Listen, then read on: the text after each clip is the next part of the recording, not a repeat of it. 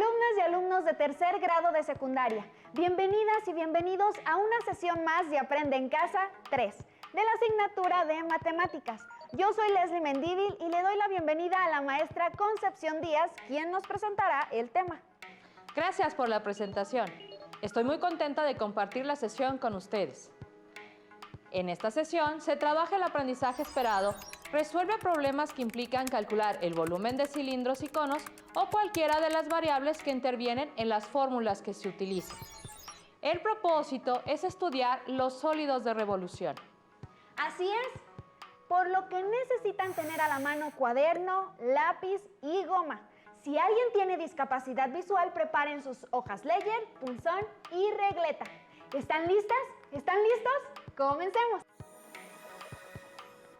Maestra, ¿qué está leyendo? Se ve muy interesada, ¿eh? Es una carta de una alumna de tercero de secundaria. Su nombre es Romina y dice que hace un par de días vio un programa en televisión. En un atleta de patinaje artístico sobre hielo realizaba giros con su cuerpo, apoyada en una sola pierna y flexionando la otra. Romina me escribió que al ver a la patinadora realizar movimientos en distintas posiciones, logró formar en el aire algunos cuerpos geométricos. Tanta fue su impresión que consiguió una fotografía de una patinadora profesional y me la envió junto a su carta. Mira, te la muestro. Esta es la fotografía. A ver. Vaya, sí que esa patinadora es toda una profesional. Flexionar así sus piernas no es nada sencillo, al menos yo no podría. Con mucho entrenamiento y disciplina se puede lograr. Claro, pero ¿qué es lo que más le impresiona a Romina del movimiento de la patinadora, maestra? Las figuras que se forman durante su giro. ¿Las figuras que se forman durante el giro de la patinadora? Yo no veo ninguna, maestra. ¿Cuáles figuras? Puedo imaginar a la patinadora cuando está girando, pero yo no veo figuras. Observa de nueva cuenta la fotografía. Si gira hacia la derecha utilizando como eje de rotación la punta de su pie, ¿qué cuerpo geométrico generaría con su movimiento? Si gira hacia la derecha, a ver, déjeme imaginar.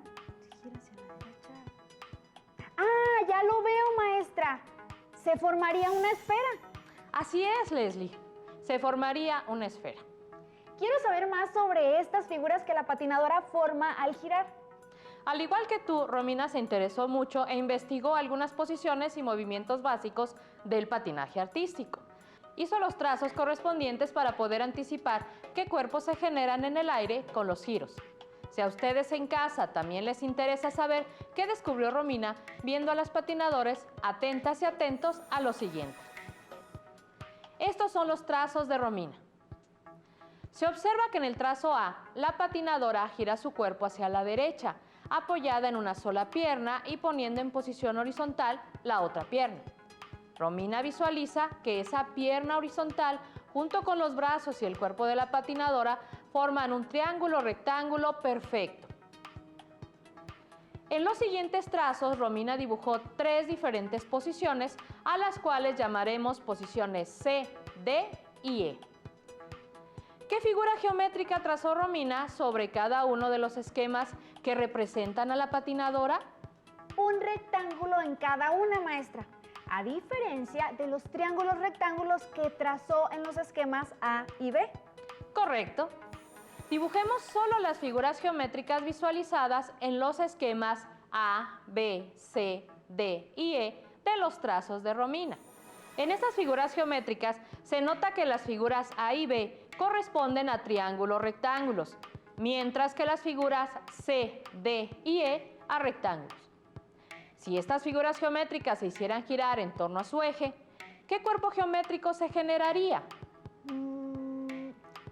Si se giraran los primeros 2 triángulos rectángulos, ¿se conseguirían conos? Sí.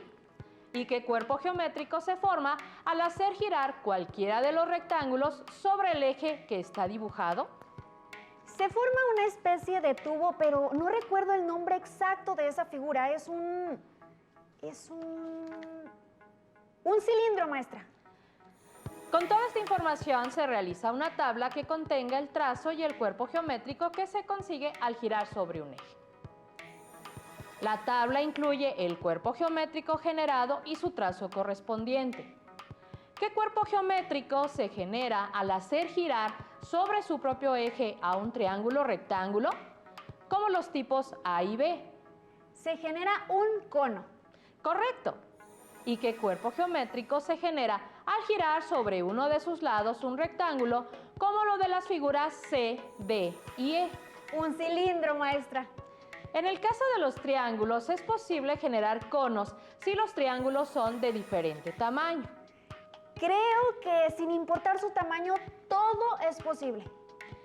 ¿Y se pueden generar cilindros sin importar el tamaño de los rectángulos? Sí, de igual manera podemos cambiar la medida de la base como la altura, y al girar se genera un cilindro. Comprobemos si se forman los cuerpos que registramos en la tabla. ¿Cómo se hace, maestra? Para llevar a cabo esta actividad se utiliza una hoja en blanco, un popote o un palito de madera, tijeras y cinta adhesiva. Aunque estos materiales no los tengan a la mano, se mencionan para que puedan intentarlo por su cuenta.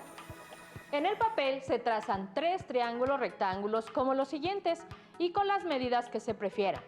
Se recortan los triángulos rectángulos para luego pegarlos al palito del lado del cateto A.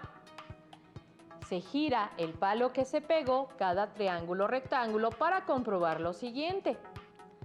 ¿Se reconoce qué cuerpo geométrico se formó al girar cada triángulo rectángulo sobre su eje?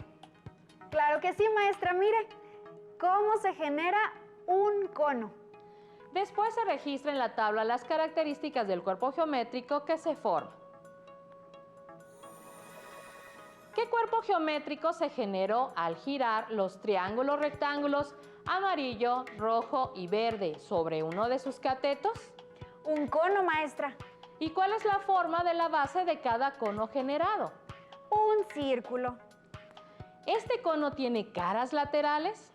No las tiene. ¿Cuál es el número de vértices en un cono? El cono tiene solo uno. Ya que se completó la tabla, ¿es correcto afirmar que al girar un triángulo rectángulo pegado a uno de sus catetos se forma un cono? Sí, correcto. Siempre se forma un cono al hacer girar un triángulo rectángulo cuando lo pegamos por uno de sus catetos a un palito. Comprobemos qué es lo que Romina imaginó al ver la fotografía de la patinadora. Romina sacó una copia de su fotografía. En la fotografía original trazó un arco y en la copia una semicircunferencia. Luego trazó superficies delimitadas por un arco y una semicircunferencia en una hoja de papel. Los recortó y pegó cada uno por el eje de cada figura a un popote para comenzar a girarlos. Pero, ¿qué cuerpo geométrico obtuvo Romina con este movimiento para el arco? Una elipsoide. Esa respuesta es correcta. ¿Y qué cuerpo geométrico se generó al rotar la semicircunferencia? Una esfera. Esta vez ya la puedo apreciar, maestra. Es tiempo de registrar en una tabla las características de los cuerpos geométricos generados. ¿Qué cuerpo geométrico se generó al girar el arco? Una elipsoide. Y en el caso de la semicircunferencia, ¿qué cuerpo geométrico se formó? La esfera. ¿Cuál es la forma de la base al girar el arco y la semicircunferencia? Ninguna, porque no tienen base. ¿Cuál es la forma de las caras? Tampoco tienen caras laterales, maestra. ¿Y qué se dice del número de vértices de cada figura generada? Que ninguna de las dos tiene vértices.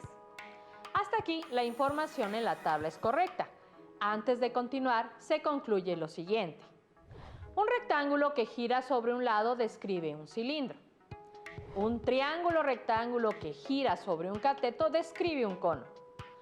Un semicírculo que gira sobre su diámetro describe una esfera. Un dato relevante. ¿Sabías que a estos 3 cuerpos geométricos se le llama sólidos de revolución? ¿Sólidos de revolución? Los sólidos de revolución son aquellos cuerpos que se obtienen al girar una figura plana alrededor de un eje de rotación. Es decir, son los cuerpos que se generan al rotar una región del plano alrededor de una recta. El cilindro, el cono y la esfera son sólidos de revolución. El cilindro es el sólido generado por un rectángulo que gira alrededor de uno de sus lados.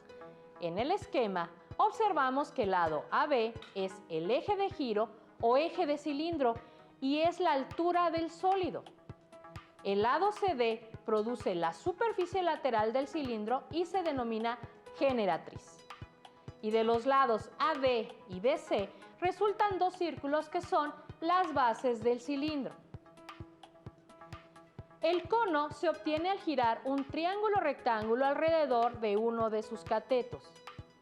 El cateto fijo es el eje del cono y la longitud de este cateto es la altura. La rotación del otro cateto genera un círculo perpendicular a la altura y corresponde a la base del cono. La longitud de esta base es el radio del cono. La hipotenusa del triángulo que se rota es la generatriz. El punto de intersección de la generatriz con el eje se llama vértice del cono. La esfera se obtiene al girar un semicírculo alrededor de su diámetro. En los sólidos de revolución se llama generatriz a una línea que puede ser recta, curva o una combinación de ambas, que al girar alrededor de otra recta llamada directriz genera un cuerpo geométrico conocido como sólido de revolución. Y para entender estos conceptos veamos las siguientes figuras.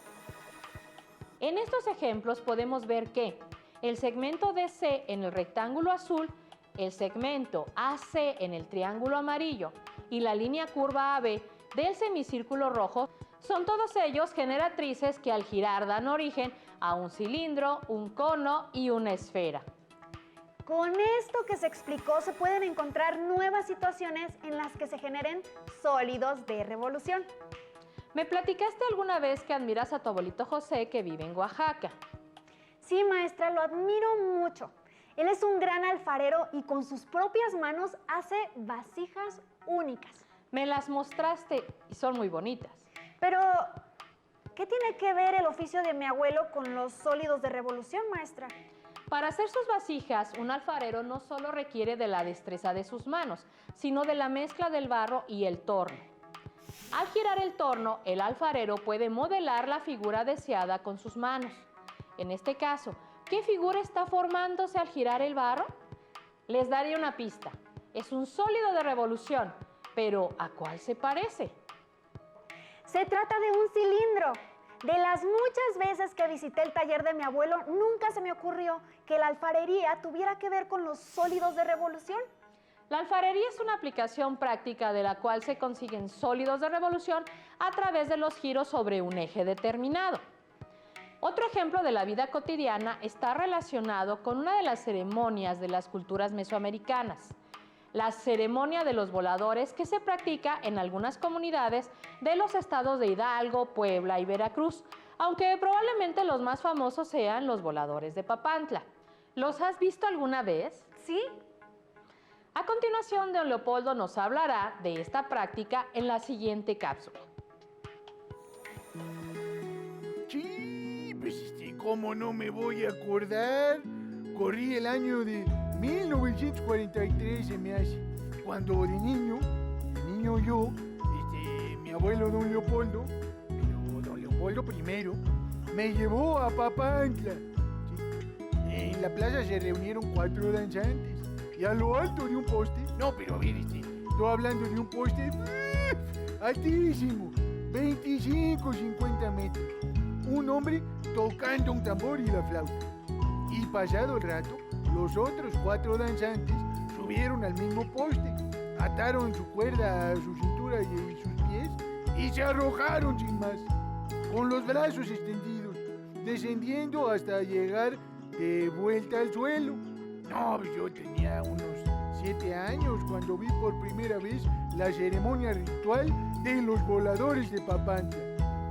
Y confirmé que, ¡ay, Papantla, tus hijos vuelan! ¡Ay, Papantla! Al igual que don Leopoldo, me emocionó saber cómo es que los voladores de Papantla surcan el cielo, formando sólidos de revolución. Pero, ¿cómo se saben cuáles son estos sólidos, maestra? A continuación se señalan los puntos A, B y C, de tal manera que BC es perpendicular a AC. Suponiendo que la cuerda no aumenta su longitud al dar una vuelta, ¿qué trayectoria sigue el punto B al girar? La trayectoria que sigue el punto B es una trayectoria circular. ¿Sí? ¿Y qué forma geométrica describe el segmento BC mientras el volador gira alrededor del poste? Un círculo. Correcto. ¿Puedes localizar en la fotografía el triángulo formado por los puntos A, B y C? ¿El triángulo ABC? Sí, ya lo identifiqué. ¿Qué cuerpo geométrico se obtiene cuando el triángulo ABC gira alrededor del poste? Se forma un cono, maestra. Los sólidos de revolución se encuentran en distintos lugares, pero ¿se pueden generar sólidos de revolución sin hacer girar una figura plana en torno al eje directriz? No estoy segura. Te propongo pensar en un cilindro. ¿Cómo puedes generarlo a partir de un círculo? ¿Un círculo que genera un cilindro? Sí.